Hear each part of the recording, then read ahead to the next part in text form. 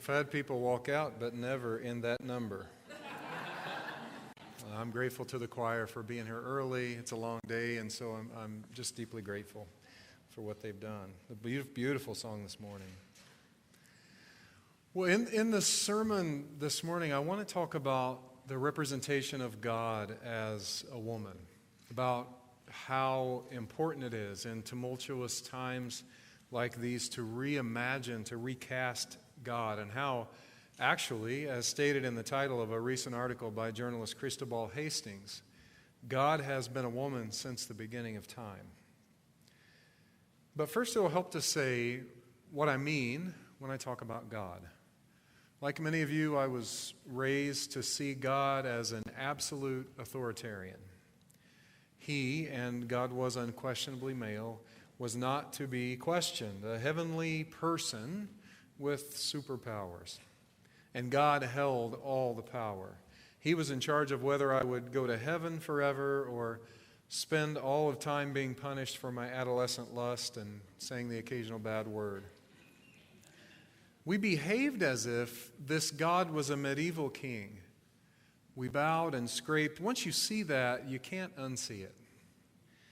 When we did wrong, we promised to do better if he would spare us. We lived in fear and called it love. That God became impossible to believe in as I became an adult. It was so cruel, I came to see, that this God would demand belief and then hide himself from us.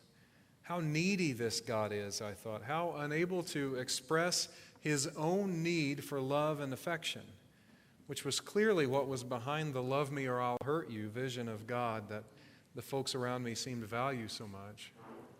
I came to see that a bunch of the men I grew up with lived their lives that way, emotionally stunted, afraid, unable to express themselves in emotional terms.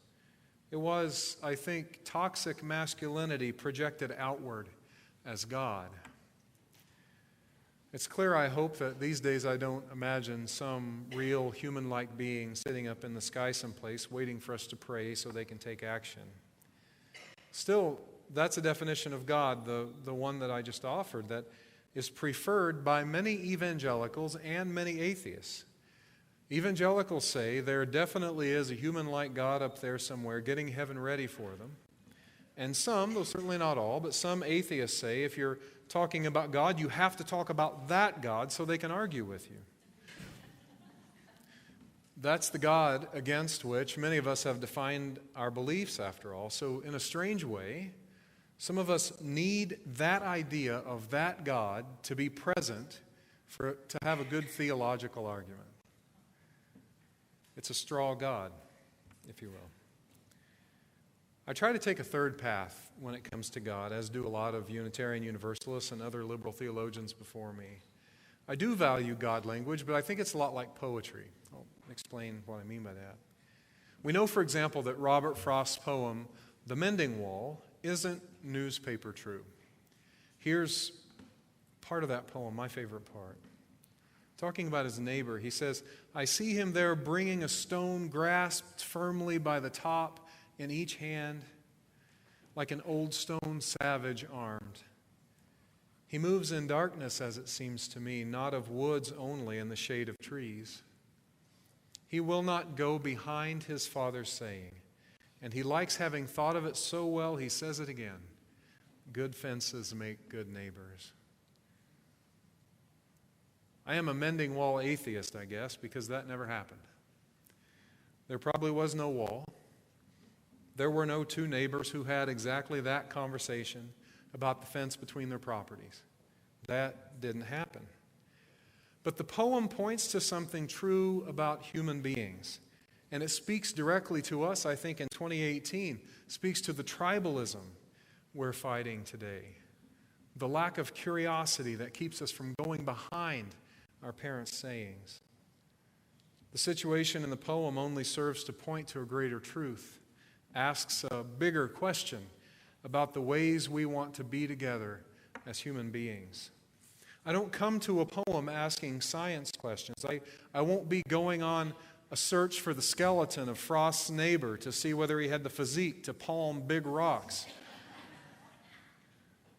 I want to explore what exactly that poem could be pointing to in me. That poem lives in me. It lives in all of us. It's a great tool for meditation, for becoming a better, more self-aware person, and that is the point of a poem, or one of them. This is what I want to know about God. Not whether a physical God is up there somewhere, but what our image of God says about the human spirit. And I feel just as free to dissect and analyze and interpret the idea of God as I do to interpret and dissect a poem. Now, it seems clear to me that God is created in the image of human beings. Or more accurately, God at its best is a measure against which we can compare our lives.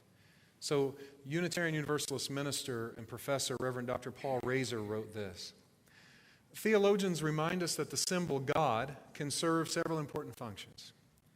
First, it offers a vision of the highest values of truth, justice, love, and goodness toward which we strive. In that sense, it serves as a standard against which to measure ourselves and our achievements. Second, the concept of God can remind us of the relativity and limitations of our own ideas. Here it serves as a corrective to our biases and a basis for critical reflection. And finally, by bringing together our highest ideals in a single symbol, the idea of God provides a focus for personal devotion or communal worship. End quote. I'm not here to try to convince you of anything, God or no God. That's not my deal. And we're in this together exploring, but it's not my deal to tell you where to land. I will only say that I believe a society's idea of God says a lot about who it perceives itself to be and what it believes about the world. It speaks to what a culture thinks is important and good. God is a projection of our hopes, our fears, our ideals. And in our society, the dominant idea of God is an all-powerful, vaguely white male sitting in the sky, doling out salvation and thunderbolts. Can it be any wonder that in a time of worldwide uncertainty, of increasing instability and migration and big frightening things like climate change coming to light more fully, many in our country have turned to an authoritarian leader to save us? This is not surprising.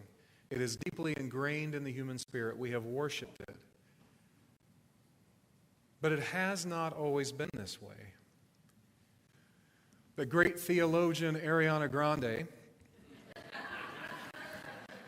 she's a pop singer, but she passes for a theologian in 2018.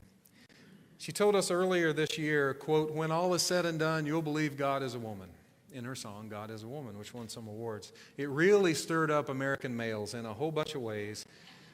But one was a social media furor over Grande's depiction of God as a woman with a sexuality.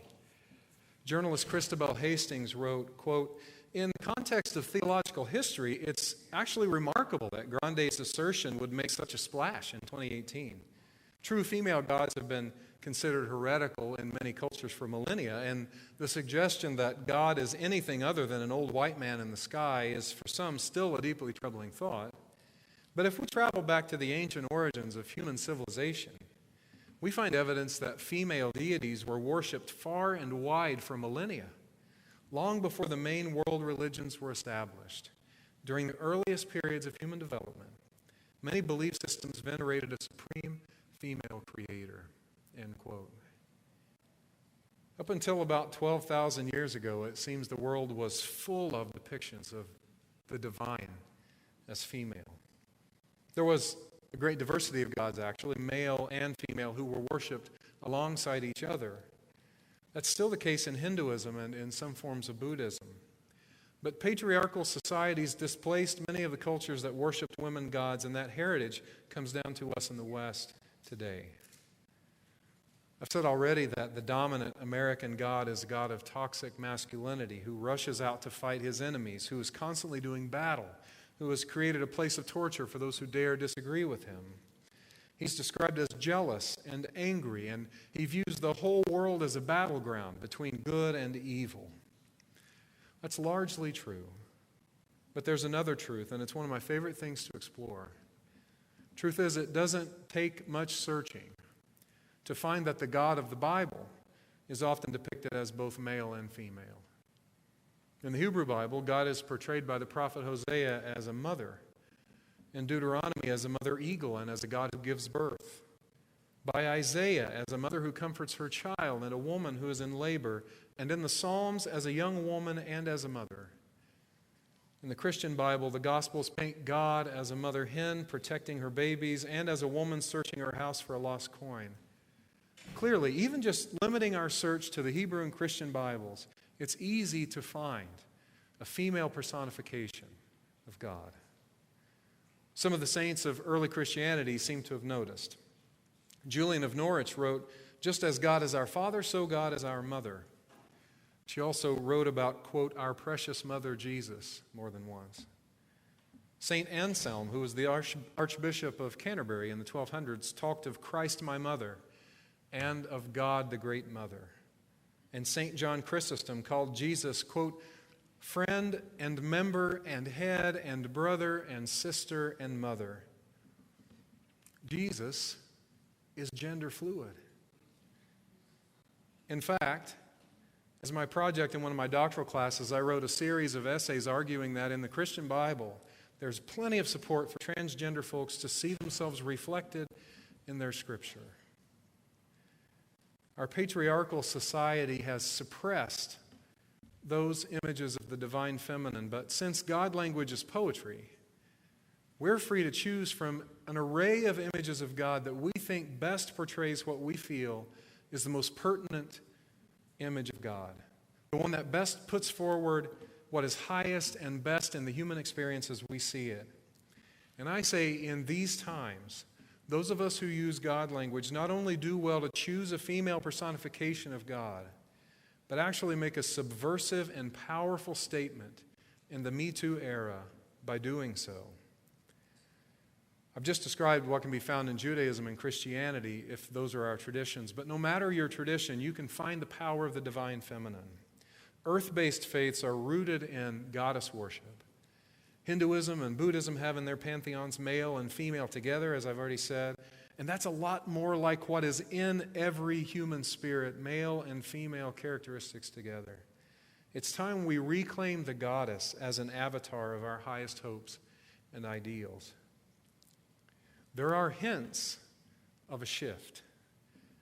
In this era, again, of continued work on women's rights, something fascinating is happening. There was this week, some serious hand-wringing happening on one conservative Christian site.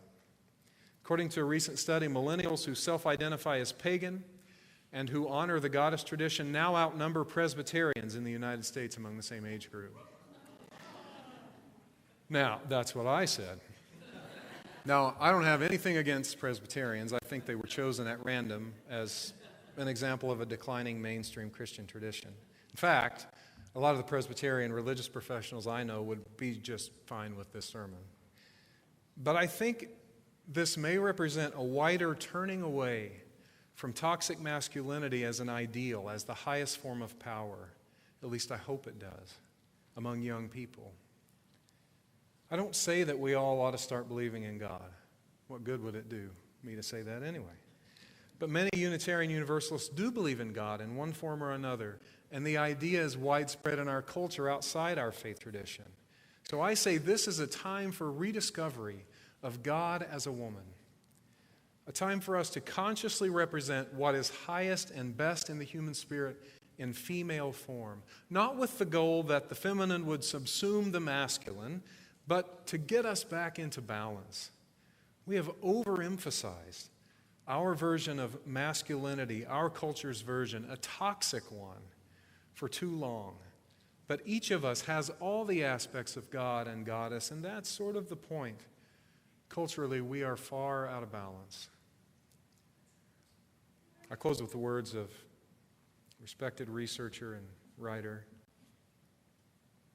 She says, for centuries, the need to prove a toxic image of masculinity has lain at the root of death.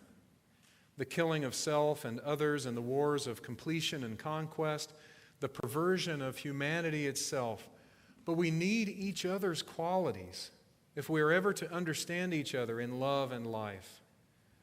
When women can cherish the vulnerability of men, and when men can exult in the strength of women, a new breed could lift a ruinous yoke from both. We could both breathe free. May it be so and soon. Amen.